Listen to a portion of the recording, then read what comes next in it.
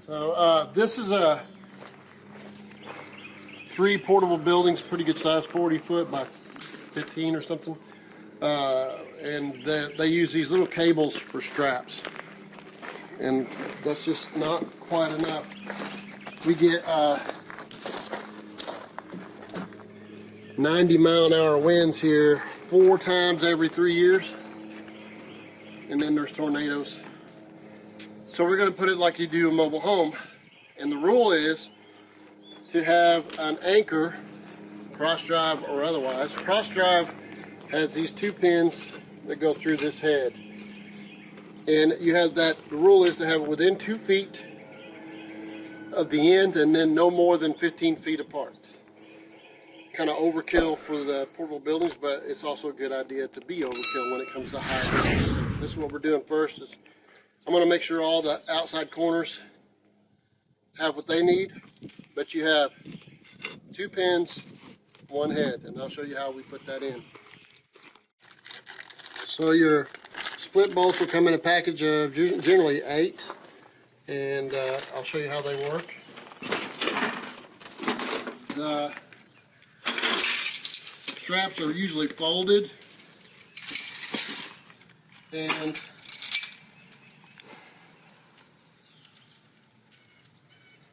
that's so they can deliver them, otherwise it'd be a pretty long package. So they'll be folded up and stuck into a package themselves, or not, you know. Then when I put them down, I don't leave them bent, because then I have to do it when I'm down there on the ground. I unbend it so that I can wrap around tight, and you'll see what I'm talking about. So I kind of get it fairly straight.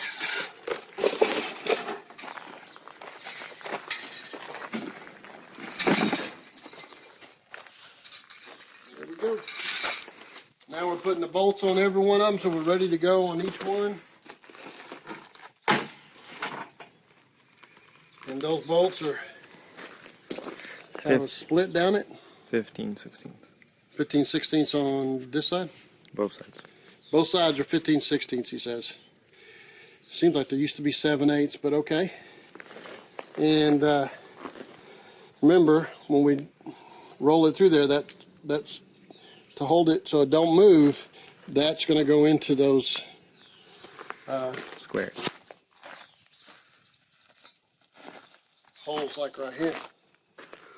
All right. And you can put it from either side. And that square side will fit inside here, and it won't move, it won't unroll. And this pulls it into it and holds it. That nut holds it into that square, and that square is what's keeping it from turning. All right, and so you're going to do your turning before that. What I would suggest to you guys is that now mobile homes will move toward a system where they have the piers sitting with an X brace and clamped to the frame. I'm sure there's an engineer somewhere that said this will hold up to it. What we're trying to do is survive the winds. But when we get up to 100-mile-an-hour winds, even 90-mile-an-hour winds, it's no longer the wind. Although the wind it's what's in the wind that causes the problem. So a piece of a tree or something loose hits the house, makes a hole in it, and now the wind goes inside and blows everything out. Starts ripping the whole place apart. Kind of makes up its own mind because it's spinning at the same time, the wind. But it's what's in the wind that's really going to make the damage. So in Hurricane Andrew, down way many years ago in south of Miami and Homestead, houses that had the flat sides tend to get their roofs blown off. Houses that had the tilted roof all the way around tended to survive more. But again, it has to do with something flying in the wind, went through that roof, Then the wind went in that roof and tore it all apart. So we're trying to survive winds until that time. You know, up till that 90, 100 mile an hour, 110. And Andrew, the wind meters, I think, broke off at 150. So they don't really know how fast that was going. And so what could happen is the wind rushed by so fast past that hole that it literally vacuums the air out of that building. And it did it to a steel beam mall, shopping center, and vacuumed down the whole building. So just suck all the air out of it and pull it down. That's how fast that wind's going. Even if at 150, even if you have these anchors, it's not very good survival. That's why they call it the hand or the finger of God. So what we're trying to do is survive the high winds until that time. And here we go.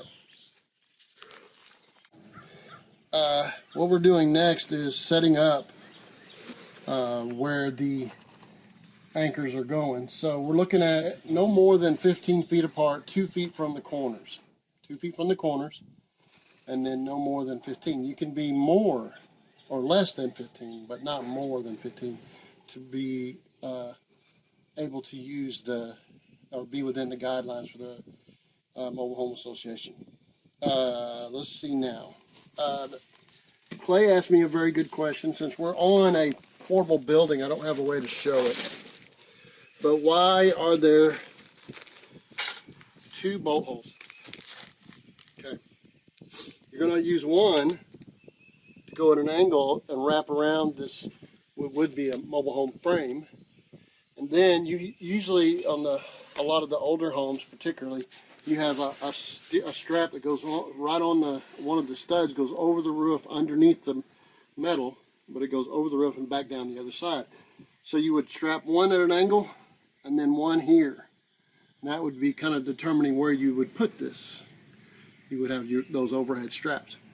Another discussion is these are made for rock. They kind of intend them to be a solid rock where you have to drill the holes to put the pins in. That's not going to be the case, and that's because I have 2 of the $400 and something anchors for the augers anchor machine. It turns real slow, and you have to be careful, it'll throw you around. It turns real slow, it's electric. I have 2 of them, and I have had a lot of experience with the anchors, the auger anchors. What happens is if you pan over there, you see all these rocks.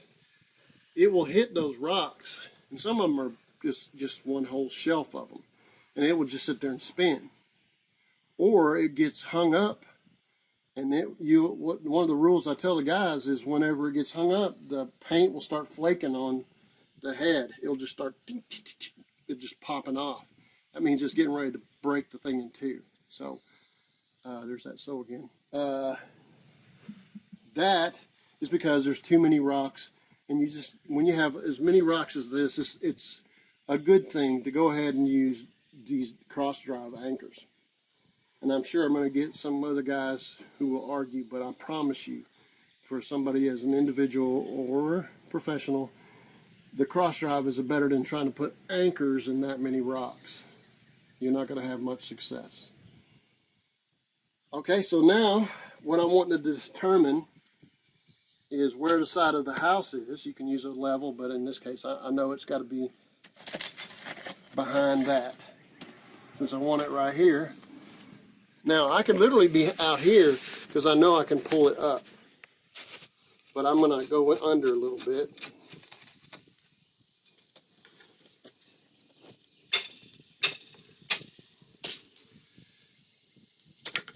Now, another question was asked by Clay, and it's a good question. Why has this got such a short handle that I mess up and bring the wrong one? Well, this is cut off for this situation, using anchors, driving anchors. The reason is you can have a long handle and putting it down like I just did, and then getting these started.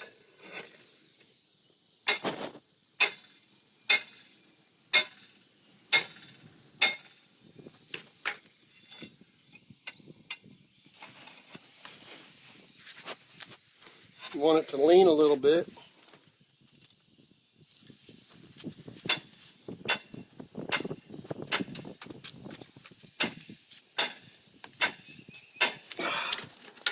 I'm going to have to go more right straight up and down. This gravel's loose.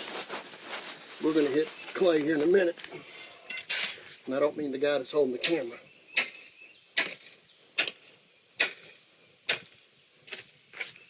All right. I'm in the habit of putting my foot on it to steady it. See how it spins one direction?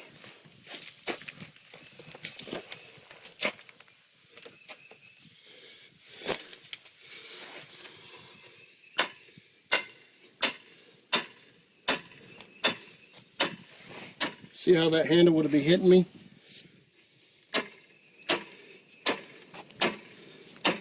Be up in my gut, hitting me. I'd have to be like way back, and I can't get my foot on it. And I'm 6'3".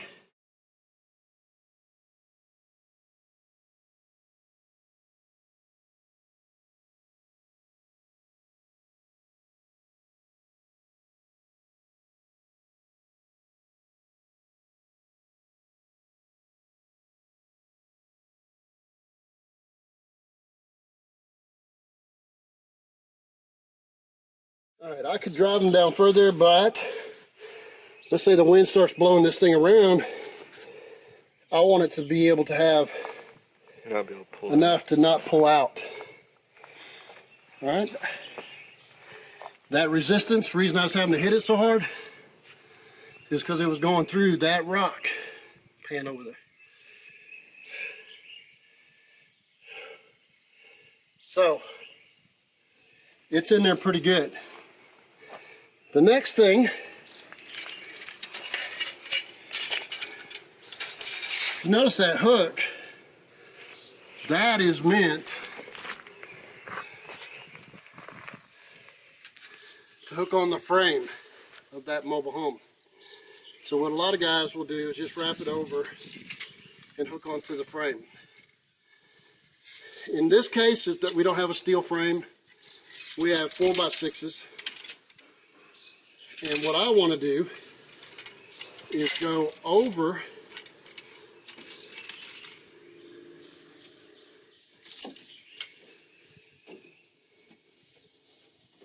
and this is what I do on mobile homes too. Then there's this gap right here where this strap is folded. I'm going to go through that.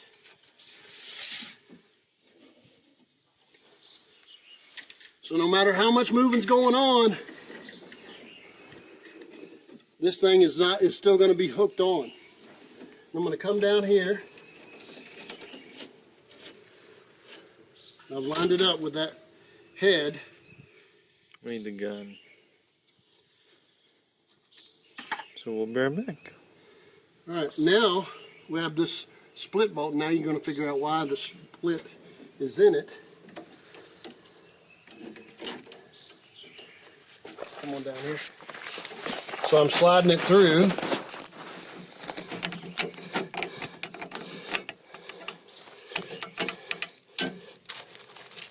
And I'm going to get the nut started so I don't try to pull out. Because once it gets tension on it, it doesn't want to move around as easy. Now we're going to spin this around until we get it real tight. And then line it up as best we can with the square of this bolt getting into that hole. All right, we'll come back when we got the tools for that. Now, I'm not expecting you to have this fancy wrench, and I don't even know why I have it. I probably got a good deal. For the Bronco. Huh? It was for the Bronco. Yeah, we were working on the Bronco. Anyway, 15/16, and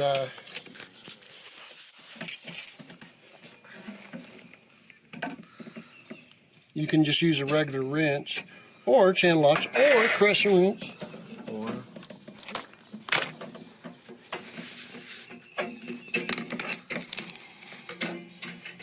so why don't you use the gun?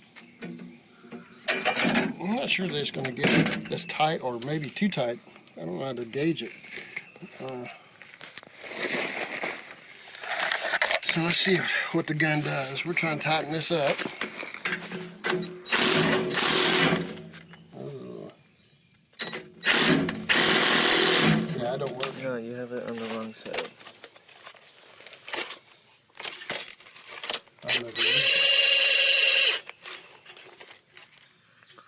Normally I'd put this down, but I can't.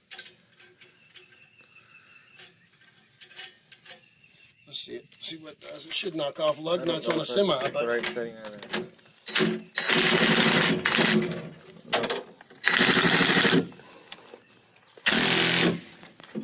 no. You sure you don't have a square in there? Yeah, I'm sure of it. Yeah, I don't like that. That might be good for tightening up the nut over here, but that's about it. You're going to have two things to tighten this 15/16. Which used to be 7/8. It's kind of odd.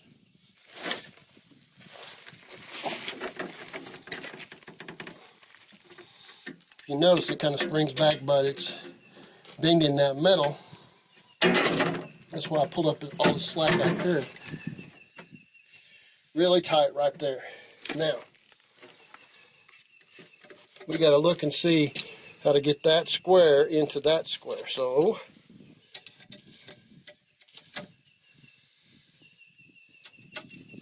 I'm looking down in there.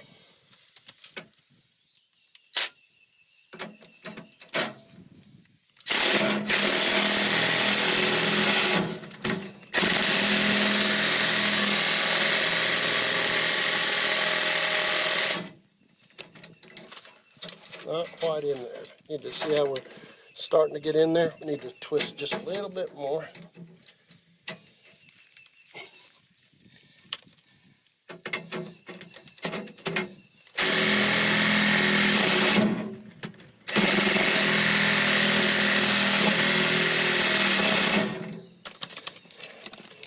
See how that's flat right there? See inside here where it's the square of the nut through there? Well, we tighten it all down.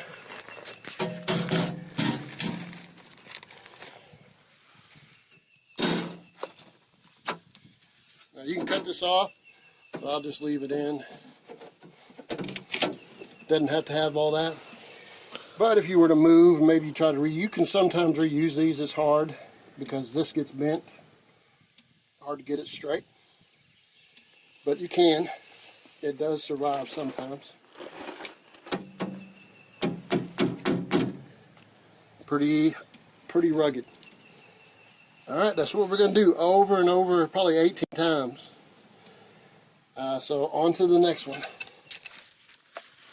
So we've now done 22 straps and anchors, cross drive anchors, and that's probably 30 inches on each 36-inch pins, over 100 feet of through steep rock and a little bit of dirt, and I'm worn. But that's how you do a cross drive anchor system, and use it for rocky soil or just flat out solid rock. But you have to pre-drill it 30 inches into the ground both directions and then drive your pin in, and you mark it with a piece of PVC or something, but you got to drill it big enough for that pin to go in, and let me tell you, it's a journey. But that will let you drive into solid rock.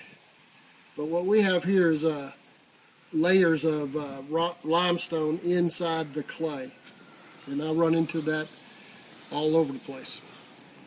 So that ought to help you guys on how to use a cross drive system and how to install it.